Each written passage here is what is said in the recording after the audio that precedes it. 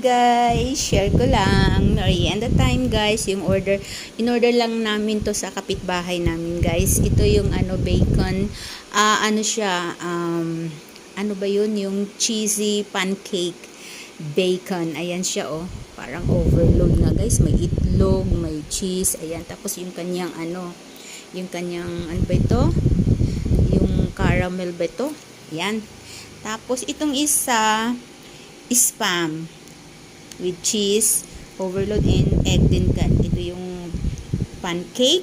Tapos ito yung kanyang yung pinaka ba yun? Yung sauce niya. Ito naman yung ham, cheesy. Ito yung cheesy ham pancake. Ang sarap. Ang init pa guys. Kadi-deliver lang ngayon. Free delivery pa siya guys. Basta malapit. For a minimum of 150. So, very siya. 65 pesos.